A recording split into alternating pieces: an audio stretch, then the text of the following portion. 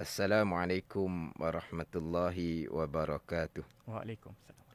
Alhamdulillahi rabbil alamin. Wassalatu wassalamu ala sayyidil mursalin wa ala alihi wa sahbihi ajma'in. Rabbi syarah li sadri wa yassir li amri wahlul 'uqdatam min lisani yafqahu qawli. Subhanaka la ilma lana illa ma 'allamtana. Innaka antal alimul hakim. Wala hawla wala quwwata illa billahil aliyyil azim. Terima kasih kepada DJ Fat Ya. dan kepada sidang pendengar Manif FM Slot Talaki Safinatun Najah. Alhamdulillah kita dapat bersama-sama lagi petang Jumaat, petang yang mulia. Mudah-mudahan kita diberi ilmu yang memberi manfaat dan kita dapat istiqamah di dalam kita menuntut ilmu agama. Jadi insya-Allah untuk minggu ini saya akan menyambung lagi pembicaraan Alhamdulillahirabbil alamin. Ya. Kitab Safinatun Najah edisi Jawi muka surat 2 bahagian kedua daripada atas. Jadi minggu lepas saya kata akan pindah kepada Wabihi Nasta'in. Tapi insya-Allah lah minggu ni saya akan sambung lagi pembicaraan Alhamdulillahirabbil alamin. Ya. Qala al-muallifu rahimahullahu ta'ala wa nafa'ana bi'ulumihi amin. Alhamdulillahi rabbil alamin. Terjemahan dianya, bermula segala puji itu bagi Tuhan. Bagi Tuhan sekalian alam. Itu terjemahan. Sebagaimana yang kita maklum senyata dah slot yang terdahulunya. Kitab memulai Bismillahirrahmanirrahim. Kemudian disusuli dengan Alhamdulillahirabbil alamin. Kemudian di bawah tu pergi kepada selawat dan salam ke atas junjungan besar Nabi Muhammad sallallahu alaihi wasallam. Jadi kitab memulai Bismillahirrahmanirrahim disusuli dengan Alhamdulillahirabbil alamin adalah mengikut susunan Al-Quran yang kita maklum. Ya. Yang mana dalam Al-Quran surah yang pertama adalah suratul Fatihah. Ayat yang pertama Bismillahirrahmanirrahim. Ayat yang kedua Alhamdulillahirabbil alamin. Jadi kitab pengarang kitab Syekh Salim bin Abdullah. Begitu juga kitab-kitab yang lain memulai bismillah kemudian disusuli dengan alhamdulillah. Minggu lepas saya membicarakan berkaitan dengan alhamdulillah. Ya. Kemudian pembicaraan berkaitan dengan Rabbil alamin. Alhamdulillah kemudian Rabbil alamin. Pembicaraan selok hak minggu lepas. Ya. Yang mana sidang pendengar slot Talaki Safinatun Najah boleh boleh mengulangi balik pengajian-pengajian yang terdahulu. Ya. Ada dalam FB Manif Manif FM ada. Mana kita boleh mengulangi dengar. Ada dalam FB. Ya. Maknanya kalau ada tergendala apa-apa contohnya, ialah kadang-kadang ada tergendala, Ya. boleh mengulangi balik. Boleh mengulangi balik, buka FB Hak Manif FM. Jadi berkaitan dengan Alhamdulillahirabbil alamin. Alhamdulillah, saya ulang bicara tambahan, alhamdulillah. Segala puji tertentu bagi Allah Subhanahu wa taala. Segala puji milik Allah Subhanahu wa taala. Sekalian pujian. Kenapa sekian pujian tertentu milik bagi Allah? Ya. Kerana semua perkara yang berlaku datang daripada qada dan qadar Allah Subhanahu wa taala. Ya. Maka diangkatkan pujian kepada Allah Subhanahu wa taala. Yang mana alhamdulillah ni selain daripada mengandungi pujian, alhamdulillah juga mengandungi tauhid. Ya. Tauhid mengesakan Allah pada perbuatan. Jadi alhamdulillah pujian satu. Ya. Alhamdulillah juga ada makna mentauhidkan Allah, mengesakan Allah pada perbuatan. Sehingga kan ada setengah pandangan ulama, alhamdulillah ini lebih afdal daripada kalimat tauhid la ilaha illallah. La ilaha illallah, kalimat tauhid hanya mengandungi tauhid sahaja. Alhamdulillah mengandungi dua. Satunya pujian kepada Allah. Yang kedua pula ada mengandungi pengertian tauhid. La ilaha illallah hanya mengandungi pengertian tauhid jua. Tapi kita maklumlah, jumhur kebanyakan ulama selebih-lebih zikir adalah la ilaha illallah. Ini hak kebanyakan ulama. Sebagaimana sabda Nabi sallallahu alaihi wasallam, afdalu zikri la ilaha illallah. Selebih-lebih zikir Nabi kata adalah la ilaha illallah. Ini hak pandangan yang dipakai oleh jumhur ulama. Saya sebut tadi ada pandangan ulama yang menyatakan lebih la ilaha illallah, lebih lagi alhamdulillah. Karenanya apa? Alhamdulillah tauhid. Okay. Alhamdulillah pujian dan tauhid. Tapi saya sebut tadi, jangan salah faham di sini, yang mana kita pun maklum, selebih-lebih zikir adalah la ilaha illallah. Sabda Nabi sallallahu alaihi wasallam, afdalu ma qultu ana wan nabiyyuna min qabli la ilaha illallah. Nabi kata, selebih-lebih barang yang aku kata dan selebih-lebih barang yang nabi-nabi sebelum aku kata ialah la ilaha illallah. Itu selebih-lebih zikir. Miftahul jannah la ilaha illallah. Anak kunci syurga la ilaha illallah. Jadi jumhur ulama selebih-lebih zikir adalah la ilaha illallah. Tapi ada pandangan ulama, alhamdulillah lebih lagi. Sebab mengandungi pujian dan juga mengandungi tauhid. Sekalian pujian tertentu milik Allah Subhanahu Wa Taala. Kenapa? Kerana semua yang berlaku datang daripada perbuatan Allah Subhanahu Wa Taala. Ada tauhid di situ. Bahkan di dalam surah Yunus ayat yang ke-10, di dalam syurga, ahli syurga masih lagi mengucap alhamdulillah. Dalam surah Yunus ayat yang ke-10 Allah Ta'ala berfirman, wa akhiru da'wahum anilhamdulillahi rabbil alamin. Wa akhiru da'wahum anilhamdulillahi rabbil alamin. Yang mana bacaan ini biasanya orang letak di hujung doa. Biasa ayat ni biasa orang letak di hujung doa.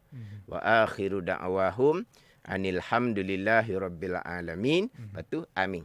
Raut muka. Tapi cuma kadang-kadang ada juga baca dengan wa akhiru da'wana anilhamdulillahi rabbil alamin. Ada juga terkadang baca wa akhiru da'wahum da'wana anilhamdulillahi rabbil alamin. Jadi seeloknya kita kekalkan ayat Al-Quran wa akhiru da'wahum anilhamdulillahi rabbil alamin. Walaupun hum itu kembali pada ahli syurga. Kalau wa akhiru da'wana dan kesudahan doa kami, barulah betul. Tapi da'wahum pun tak apa. Sebab itu ayat Al-Quran lebih baiklah kita akhiri doa dengan wa akhiru da'wahum anilhamdulillahi rabbil alamin.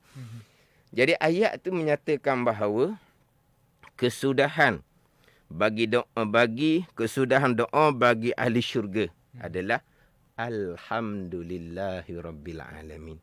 Jadi dalam syurga pun ahli syurga masih lagi mengucapkan alhamdulillahi rabbil alamin. Maknanya lepas bagai-bagai nikmat dalam syurga, ahli syurga akan mengucap dengan alhamdulillahirabbil alamin. Ya. Dalam syurga zuhud sudah tidak ada. Dalam syurga sabar sudah tidak ada. Tawakul sudah tidak ada. Khauf pun sudah tidak ada. Tapi ucapan alhamdulillahirabbil alamin yang melambangkan kesyukuran kita kepada Allah masih lagi ada di dalam syurga. Ini lebihnya alhamdulillahirabbil alamin. Sebab apa? Dalam syurga, ahli syurga masih lagi mengucap dengan alhamdulillahirabbil alamin. Ni kita nak biar tahu kelebihan alhamdulillah. Kelebihan alhamdulillahirabbil alamin. Di dalam syurga pun masih lagi mengucap dengan alhamdulillahirabbil alamin. Segala puji bagi Allah, segala puji bagi Allah. Allah ni Rabbil alamin, Tuan bagi sekalian alam. Nah, kemudian kita pergi pula kepada Rabbil alamin. Minggu lepas saya sudah perjelaskan, tapi ini sebagai pengulangan. Dia ulang-ulang ni dia jadi tahqiq sikitlah. Tahqiq ni jadi kejap, jelas, kemah.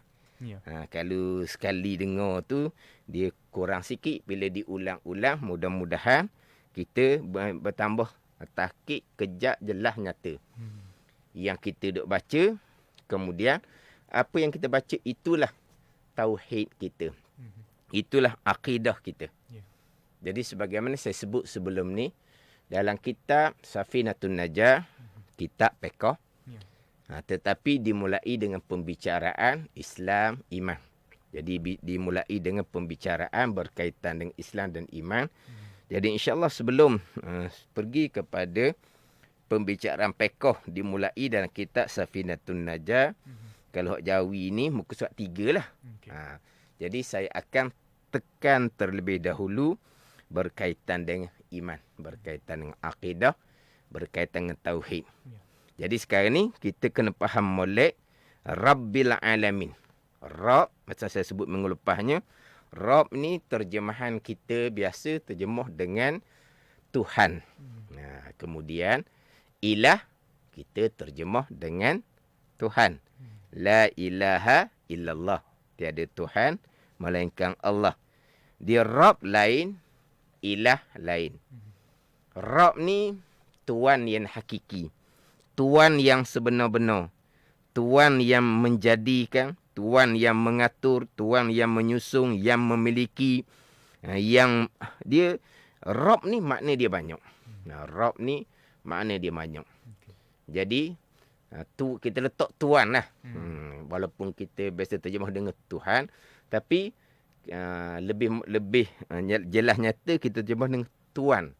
Apa makna Tuan yang hakiki, Tuan yang sebenar-benar ni? Yang memiliki, yang menjadikan, yang mengatur, yang menyusung. Semuanya daripada Allah sebagai Rabb, sebagai Tuan yang hakiki. Allah Ta'ala Rabb, Rabbil alamin, Tuan bagi sekalian alam. Alam, saya sebut minggu lepas, tiap-tiap benda yang ada selain daripada Allah Subhanahu wa Ta'ala. Segala-gala ni.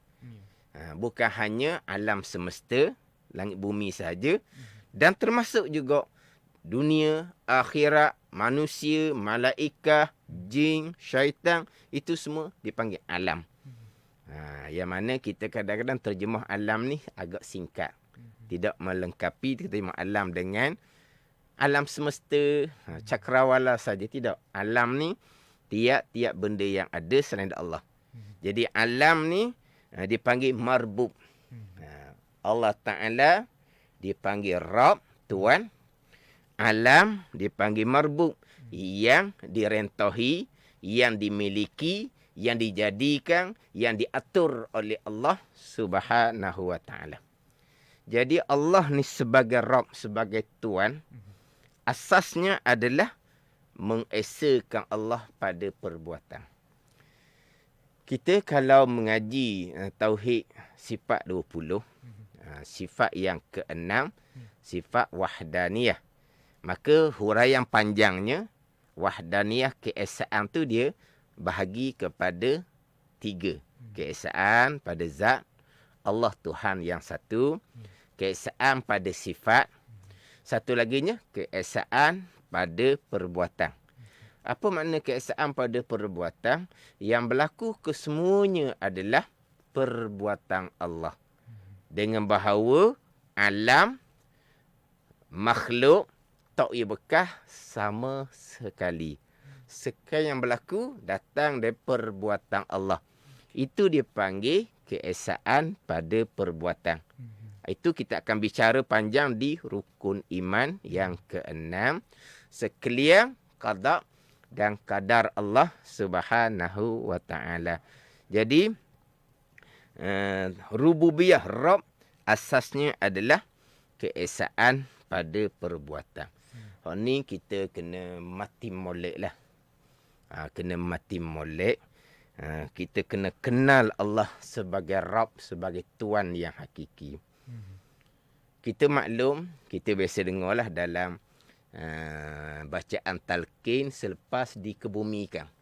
Bacaan talqin selepas dikebumikan. Kita biasa dengar kan Tok Imam baca persoalan barzahnya dimulai dengan Mar Rabbuk. Siapa Rabb kamu? Tengoklah. Itu yang pertama-tama soalan. Mar Rabbuk, siapa Tuan kamu? Nak jawab Allahu Rabbi, bukan dengan kepetahan lidah. Jawab dengan iman masing-masing. Jadi nak jawab Allahu Rabbi, kena pastikan kita mentauhidkan Allah Subhanahu wa taala pada perbuatan. Mar Rabbuk, siapa Tuan kamu? Itu permulaan persoalan di alam barzah. Dalam ayat Al-Quran Allah Ta'ala berfirman, innal ladzina qalu rabbunallahu summa istaqamu fala khaufun alaihim wala hum yahzanun. Di ayat yang lain Allah Ta'ala berfirman, innal ladzina qalu rabbunallah summa istaqamu tatanazzalu alaihimul malaikatu alla takhafu wala tahzanu wa abashiru bil jannati allati kuntum bihi tu'adun. Sesungguhnya mereka yang berkata, Tuan kami ialah Allah. Tuan kami. Tapi nak sebut Rabbunallah ni dalam huraian dia Rabbunallah dengan bahawa mentauhidkan Allah. Summastaqamu, kemudian istiqamah. Berkekalan ketaatan zahir dan ketaatan batin. Tuhan kata fala khaufun alaihim, tiada ketakutan di atas mereka. Ketika mati pun tak ada ketakutan, selepas dia mati pun tak ada ketakutan. Wala hum yahzanun, dan tidak ada duka cita dah. Tapi siapa ni? Mereka yang Rabbunallah, Tuhan kami ialah Allah, mengesakan Allah, dan summastaqamu, istiqamah, makna berkekalan ketaatan zahir dan ketaatan batin. Maka tidak ada ketakutan. Tuhan kata, tak ada ketakutan ketika kita mati. Selepas kita mati, sampailah kepada hari akhirah. Ini kita kena faham hak berkaitan dengan Allah Rabbil Alamin. Allah Tuan, bagi Tuan Hakim, bagi sekalian alam, sekalian perkara yang ada. Ini pegangan kita lah. Ini pegangan. Hak kita duk bercakap harian tu, itu bercakap asbab. Tu tak ada salah tu. Macam yang saya sebut minggu lepas lah. Bercakap harian kok, kalau TV kok, kalau tengok berita, COVID, vaksin. COVID, vaksin. Kerana COVID, orang ni begiang. Bila cocok vaksin, mudah-mudahan jadi begiang. Maknanya, sebutnya COVID dengan vaksin. Itu hanya percakapan asbab. Itu tidak salah. Pegangan kita, COVID termasuk alam, makhluk. Vaksin termasuk dipanggil alam ataupun makhluk. Alam, makhluk tak ia bekas sama sekali. Yang berlaku, timbulnya bagai-bagai kemudaratan daripada COVID adalah perbuatan Allah hakikinya sebenar-benar. Kemudian mudah-mudahan dengan vaksin akan dapat manfaat bagian-bagian. Itu pun semua manfaat tu datang daripada Allah Subhanahu wa taala. Sebab yang bagi manfaat Allah Taala, yang bagi mudarat Allah Taala. Allah Taala lah ad-dar an-nafi'. Ad-dar salah satu daripada nama Allah yang 99. An-nafi' nama Allah yang 99. Ad-dar ni Allah yang bersifat qudrah yang menjadikan kemudaratan, bukan qawi. An-nafi' Allah yang bersifat dengan qudrah yang beri manfaat. Allah Ta'ala bukan vaksin, itu hakiki dia. Jadi kita duk bercakap qawi ke vaksin ke, sebab kalau kita dengar hok inilah hok baca-baca berita hok KKM semua tu kan. Tak ada sebut Allah pun, sebut qawi vaksin, qawi vaksin. Tu kena faham molek. Itu adalah percakapan asbab dia panggil. Sebab musabab. Hak zahirnya daripada wairah jadi bagian-bagian. Hak zahirnya apabila cocok vaksin jadi bagian-bagian. Contohnya kita pun bercakap hak zahir. Panggil asbab zahir. Tapi akidah kita, tauhid kita, iman kita, Allah Rabb, Allah Tuan. Hak dia belaka.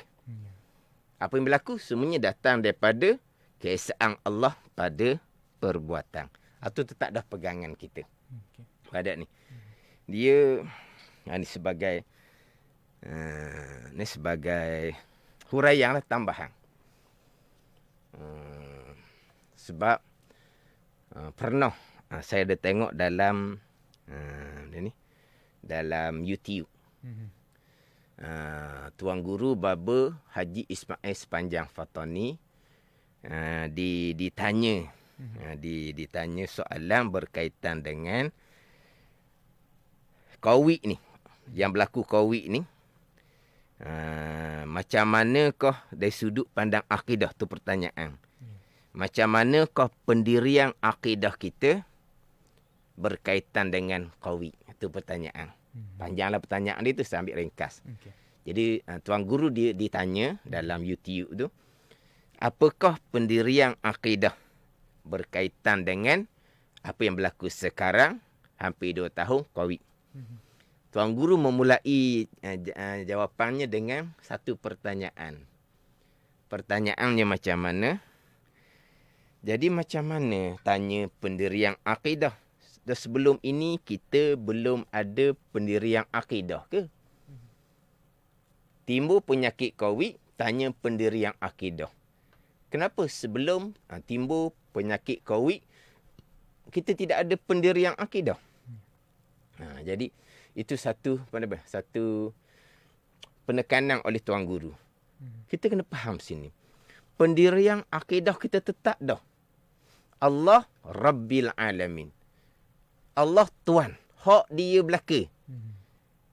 Jadi mari qawi ke tak mari qawi ke, hak dia belaka. Harian kita, kita lapar cari makanan. Kita dahaga cari air. Itu harian kitanya. Tapi pegangan pendirian akidah kita tetap dah. Kenyang ke, lapar ke, Allah sebagai Rabb, Allah sebagai Tuan, perbuatan dia belaka. Makanan tidak boleh bekah, minuman tidak boleh bekah. Jadi kenyang kita, Allah Rabbil Alamin, perbuatan Allah. Hilang dahaga kita, Allah Rabbil Alamin, kesemuanya perbuatan Allah Subhanahu Wa Taala. Samalah. Bukan masalah kata qawi, macam mana pendirian akidah. Tetap ada pendirian akidah kita.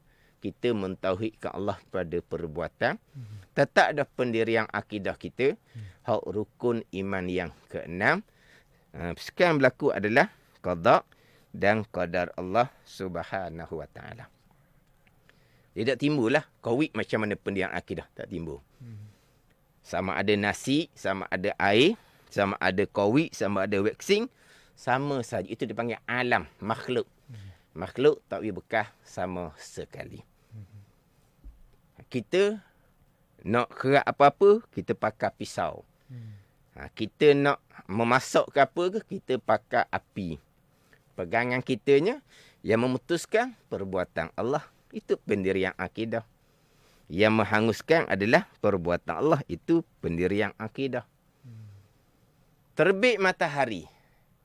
Terpancar matahari. Jadi cerah. Paginya sejuk, tengah harinya panas. Pendirian akidah kita, cerah, perbuatan Allah. Sejuk, tengah hari jadi panas, perbuatan Allah. Allah Rabbil Alamin. Itu pendirian akidah kita tetap dah. Jadi tak timbullah penyakit COVID ni macam mana pula pendirian akidah. Tetap. Alhamdulillahi Rabbil Alamin. Allah Rabb, Allah Tuhan. Kesemuanya adalah perbuatan Allah. Kita apabila pasang kipas, rasa sejuk. Kita dalam aircon, rasa sejuk. Sejuk sikit lah ni. Aircon lagi. Lepas tu di luar pula apa? Jeung. Cuaca agak nyaman. Agak sejuk sikit. Mana bila pasang aircon jadi sejuk. Pendirian akidah kita tetap dah sejuk. Rabbil Alamin. Perbuatan Allah. Bukan perbuatan kipas. Kipas alam makhluk tak payah bekas. Bukan perbuatan aircon. Aircon makhluk tak payah bekas. Semuanya adalah perbuatan Allah. Pegangan kita. Hak cakap sebab macam tadilah. Cakap sebabnya makan kenyang. Minum air alhamdulillah hilang dahaga. Pisau tajam molek mudah buat kerja. Mata meseng baru asah. Mata meseng baru beli. Senang kita nak buat kerja, nak potong, nak apa. Itu hanya cakap sebab. Itu tidak membabitkan perang. Itu dak salah. Api kuat. Panas. Itu cakap asbab. Keluar matahari, jadi cerah, jadi panas. Itu pun percakapan asbab. Pasang kipas, berasa sedap sikit. Pasang aircon, berasa sedap sikit. Jadi, kipas aircon yang menyejukkan. Tidak.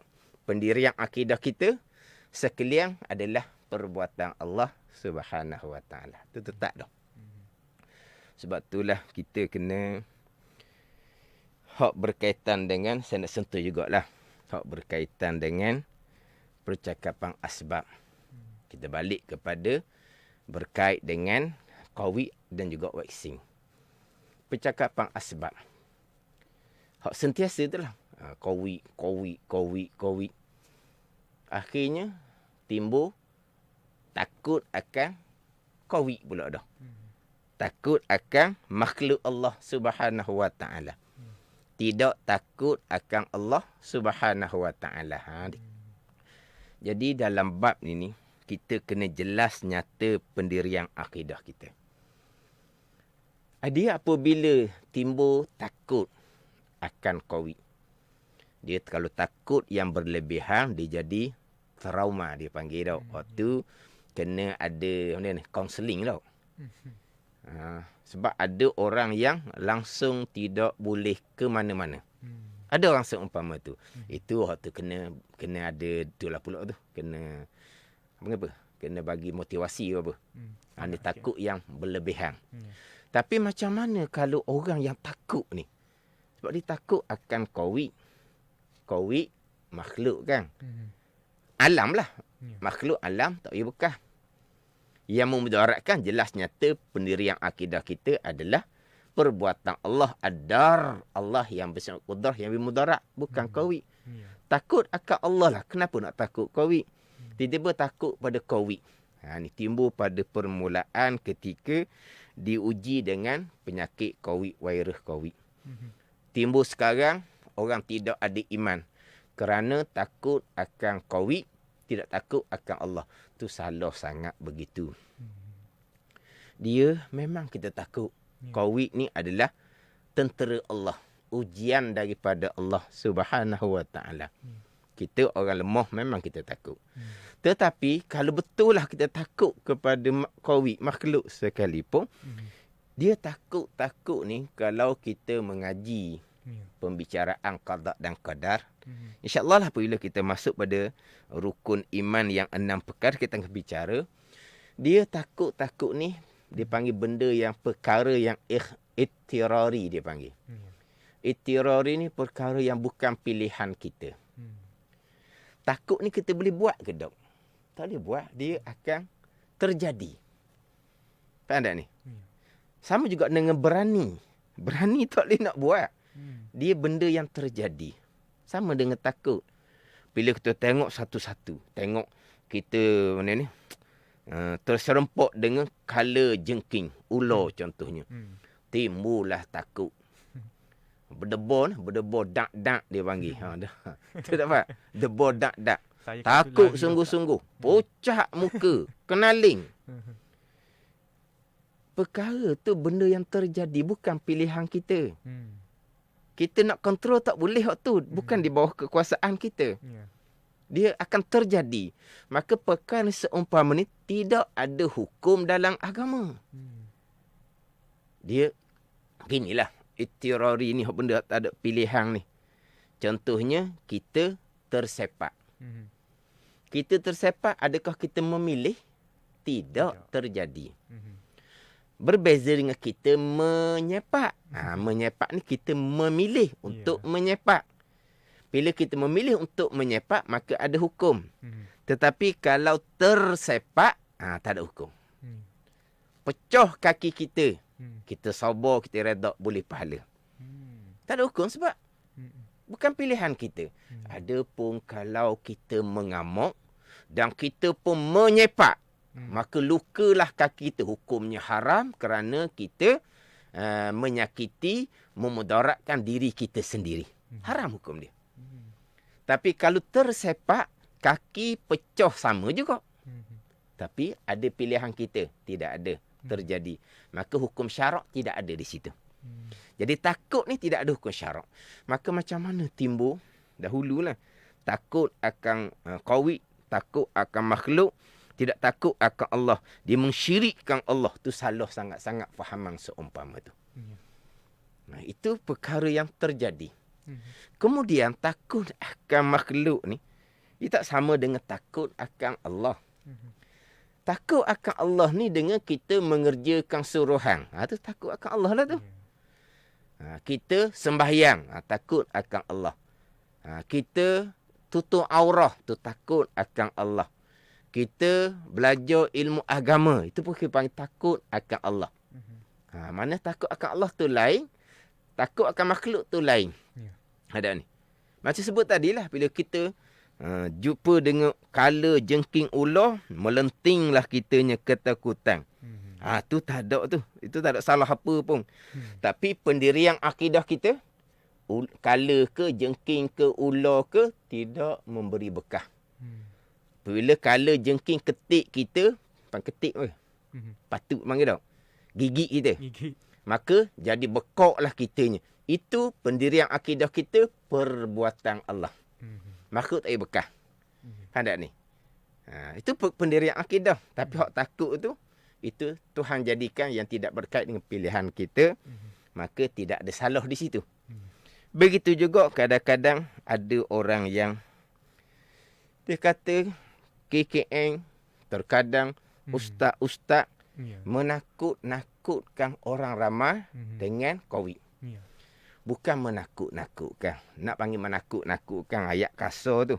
Kita panggil memperingatkan. Memperingatkan kepada orang ramai berkaitan dengan bahaya COVID. Hakiki bahaya tu Allah yang jadikan. Tapi memperingatkan. Tak ada salah tu. Kita memperingat tu tak ada salah. Dia kata pihak kerajaan KKM, kadang-kadang ustaz sendiri menakut-nakutkan rakyat, dia kata. Salah tu. Dah. Memperingatkan. Macam beginilah kita kan. Dengan anak kita. Jangan main pisah, luka. Jangan main guting, tembuh, kita kata. Faham tak ni? Jangan main api, terbakar. Dia panggil apa tu? Menakut-nakutkan ataupun memperingatkan pada anak kita. Walah, adakah pisah gunting berbekah? Tak ada salah tu. Ada ni.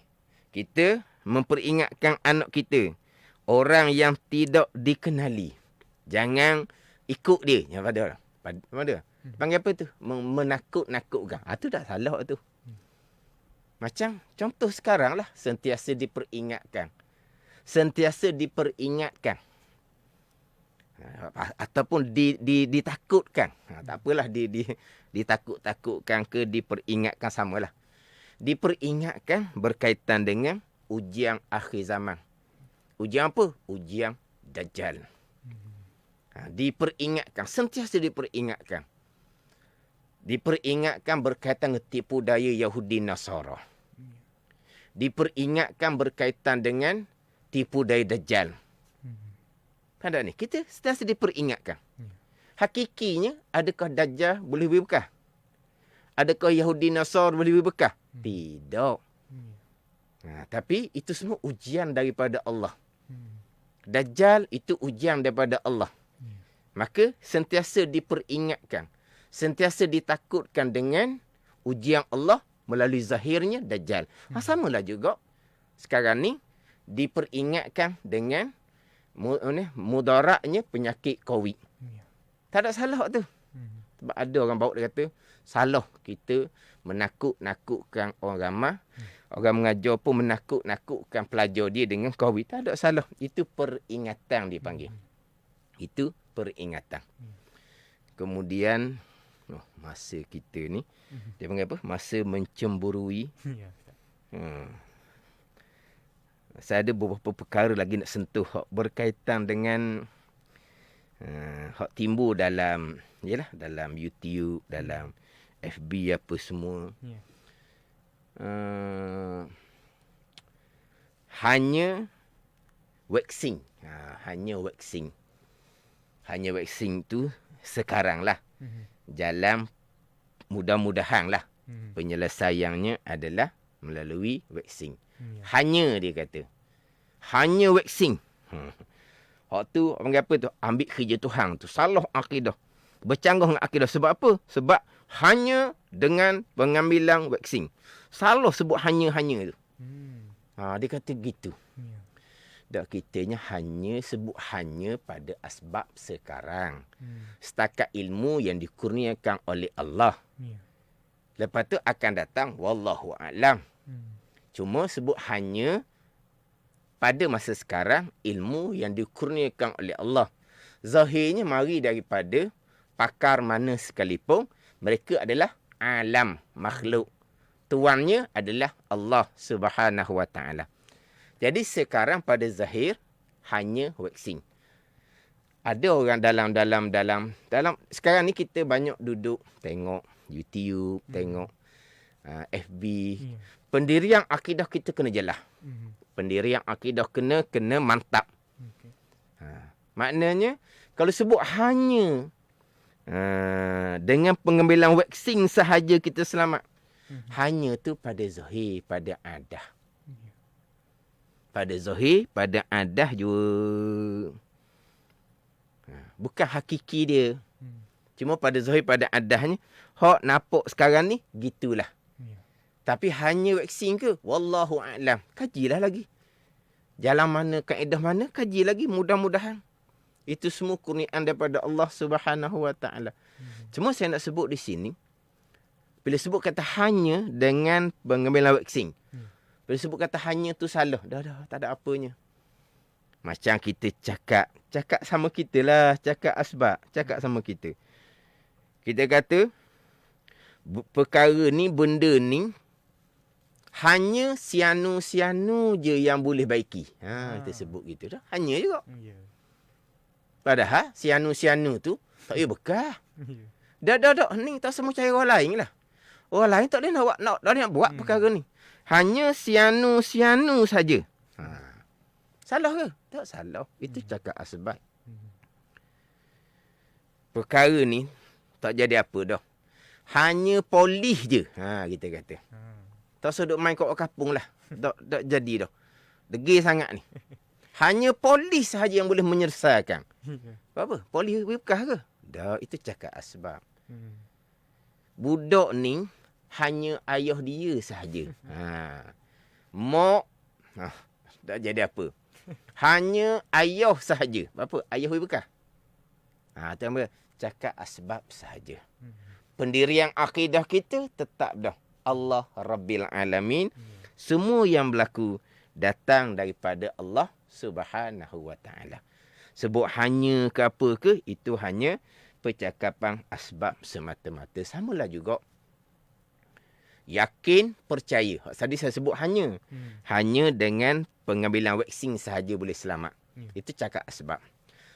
Satu laginya, yakin dan percaya vaksin selamat dan berkesan. Ini satu juga ni. Yakin dan percaya vaksin selamat dan berkesan. Ini bukan yakin percaya akidah ni. Ni dia panggil yakin percaya kepada asbab. Asbab yang adi, asbab yang berlaku berulang-ulang, maknanya vaksin ni selamat dan berkesan. Mana cerita asbab. Kan tak ni? Yakin dan percaya. Macam kita lah. Apabila lapar je, jumpa nasi, kita yakin tak boleh jadi kenyang. Yakinlah dia kenyang. Boleh habis pinggang, kenyang lah. Kita dahaga. Ada air.